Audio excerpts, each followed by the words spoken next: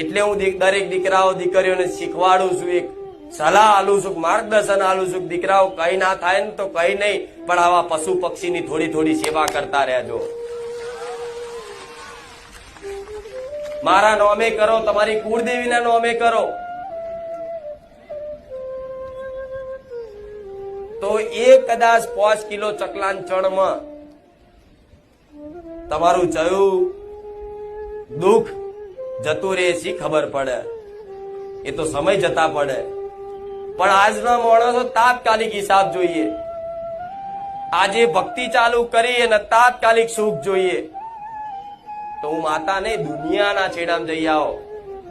તાત્કાલિક જો કોઈ ભગવાન માતાજી તમને સુખી કરત, મને કાંઈ કહેજો કે આ માતાજી હતા ના ભગવાન હતા, તાત્કાલિક અમને 5 રવિવારમાં સુખી કરી નાખ્યા.